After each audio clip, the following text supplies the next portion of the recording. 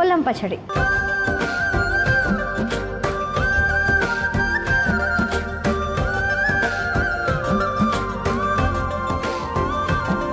మరి పొలం పచ్చడికి కావాల్సిన ఇంగ్రీడియంట్స్ అయితే చూసేద్దాం. ఉల్లిపాయ ముక్కలు, పచ్చిమిర్చి ముక్కలు, వెల్లుల్లి రెబ్బలు, జీలకర్ర, సైంధవ లవణం, కొత్తిమీర, చింతపండు, నూనె. సో కావాల్సిన ఇంగ్రీడియంట్స్ అయితే చూసేసాం కదా. ఇప్పుడు ఎలా తయారు చేయాలి ఏంటి అనేది జాగ్రత్తగా చూసేసేయండి. అసలుకే స్టవ్ కూడా మనం యూజ్ చేయట్లేదు, చాలా ఫాస్ట్గా అయిపోతుంది. అట్ ద సేమ్ టైం మనకి వ్యాధి నిరోధక శక్తిని కూడా పెంపొందించేస్తుంది. మ్యామ్ ముందుగా ఏం చేద్దాం? ముందుగా ఏం చేద్దాం అంటే ఉల్లిపాయ ముక్కలు ఉన్నాయి కదా, తర్వాత పచ్చిమిర్చి, ఇవి రెండు కూడా ఒక్కొక్కటి దంచేసేద్దాం. ఓకే, అయితే దంచాలన్నమాట.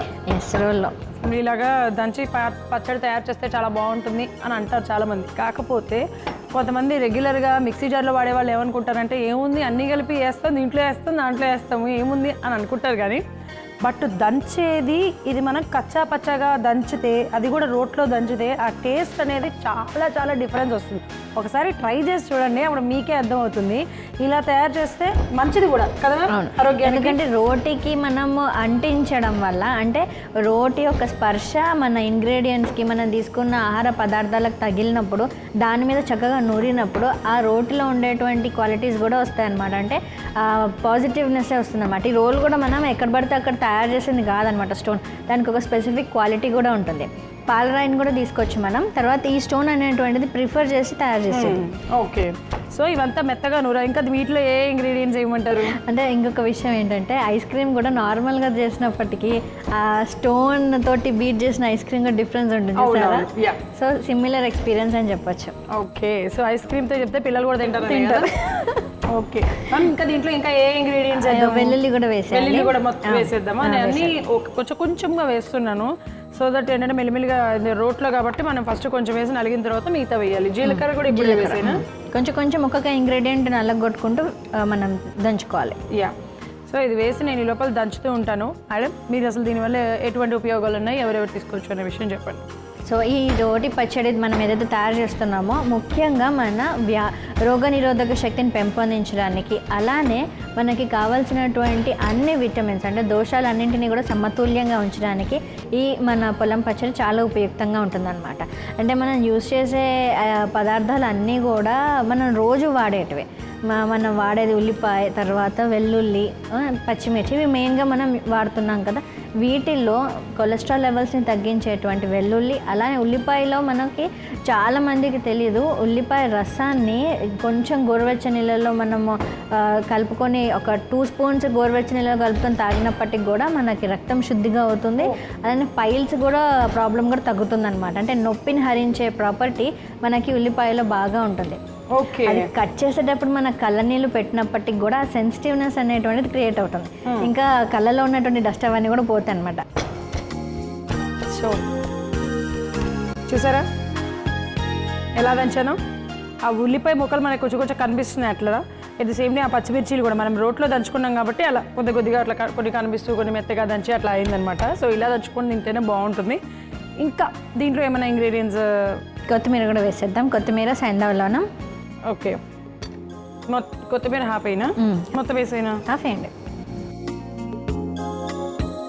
ఓకే, సైంధవ లవణం తగినంత వేసేద్దాం.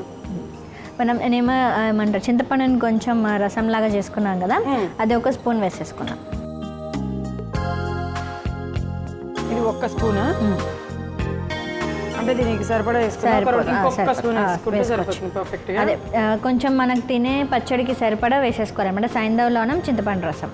ఓకే, అంతా మనమే ఇట్లా అనుకుంటూ మంచిగా దంచుకుందాం.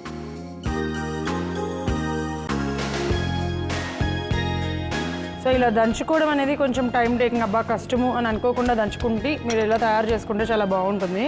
ఓవరాల్గా మనం ఎక్కువ శ్రమ పడాల్సిన అవసరం లేదు. చూసారు కదా ఎంత క్విక్గా ఈజీగా అయిపోయిందో.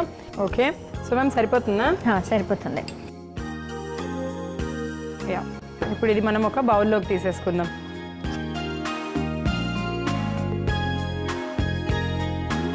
ఇది మనము పచ్చిమిర్చి వేసాం కదా, బాగా ఘాటుగా ఉంటుంది, మళ్ళీ కడుపులో మంట వస్తుందని అనుకోవడానికి లేదు.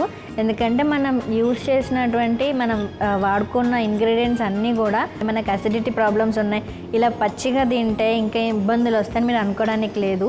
ఎందుకంటే మనం వాడినటువంటి వస్తువులు అన్నీ కూడా అన్ని ఇంగ్రీడియంట్స్ కూడా ఒకదానికొకటి సమతుల్యతని ఇస్తుంది. సో త్రిదోష సామ్యతను మెయింటైన్ చేసేటువంటి ప్రాపర్టీస్ ఈ పచ్చడికి ఉందన్నమాట. అందుకనే మనం అంటే రోజు తినని అవసరం లేదు, కనీసం వారానికి 2-3 సార్లైనా చక్కగా తినేసేయచ్చు.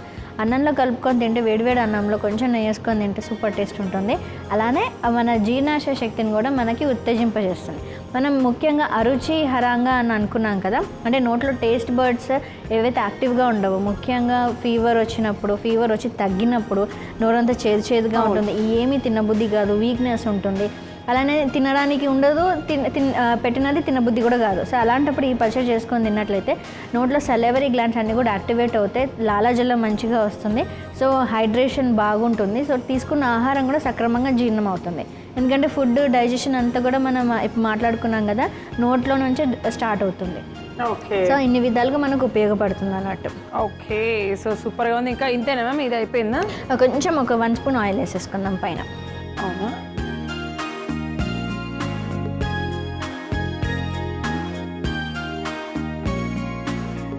మంచిగా మిక్స్ చేసేసుకోవచ్చు.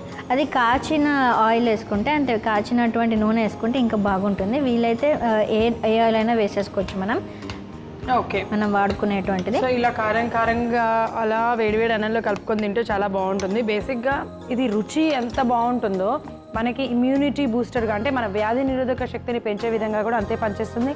అట్ ద సేమ్ టైం బాగా చలవ చేస్తుంది, తిన్నది కూడా ఈజీగా డైజెస్ట్ అవుతుంది అనమాట. మనం ఏదైనా సరే మన ఆరోగ్యం బాగుందంటే మనం తిన్న ఆహారం అరుగుతున్నప్పుడే మనం ఆరోగ్యంగా ఉన్నట్టు అని పెద్దలు అంటూ ఉంటారు కదా. సో అలా డైజెషన్ ఈజీగా అవుతుంది కాబట్టి ఇలా తయారు చేసుకొని తీసుకోండి. ముఖ్యంగా కూడా ఆయుర్వేదంలో కూడా మనకి ఆహారం జీర్ణం అవ్వడమే ముఖ్య ఉద్దేశం అన్నమాట. ఎందుకంటే మనం తీసుకున్న ఆహారం సరిగ్గా జీర్ణం అయితే ఎటువంటి అనారోగ్యం కూడా దరి చేరదు. మనం తీసుకున్న ఆహారం సరిగ్గా డైజెషన్ అవ్వకపోతే దాని నుంచి వచ్చేటువంటి టాక్సిన్స్ కానివ్వండి, వేరే అదర్ కెమికల్ ప్రాసెస్లో జరిగేటువంటి అనేకమైన ప్రాబ్లమ్స్ అన్నీ డెవలప్ అవుతుంటాయి. అందుకనే జఠరాగ్ని ముఖ్యంగా మన ఆరోగ్యాన్ని కాపాడడానికి ఎంతో ముఖ్యంగా ఉంటుంది. సో దానిని మనం పరిరక్షించుకోగలిగితే మనకి ఎన్నో వ్యాధుల నుంచి మనం ముందు జాగ్రత్తగా ఉపశమనం పొందొచ్చు అనమాట. ఎస్, సో అలా హ్యాపీగా ఉండొచ్చు. సో పెద్దల మాట చద్దిమూటను, ఓల్డ్ ఈజ్ గోల్డ్ అనో ఇలాంటివి చాలా మనం వాడుతూ ఉంటాము. వాళ్ళు తయారు చేసినట్టుగా తయారు చేసుకొని తీసుకుంటే మనం కూడా బలంగా ఉంటాము అని అనుకుంటూ ఉంటాం కదా. అనుకోకండి, చేసేయండి అంతే. ఇదిగో మేము ఎలా తయారు చేసి చూపించామో అలా ఫాలో అయిపోండి. మరి ఇంత ఆరోగ్యాన్ని ఇచ్చే రెసిపీ అయితే రెడీ అయిపోయింది కాబట్టి టేస్ట్ ఎలా ఉందో చూస్తాను. అఫ్కోర్స్ నేను డైరెక్ట్ అన్నంలో తిన్నట్లయితే డైరెక్ట్గా తింటున్నాను కాబట్టి అది కూడా పచ్చిమిర్చి వేసి కొంచెం కారంగా ఉంటుందేమో, ట్రై చేద్దాం.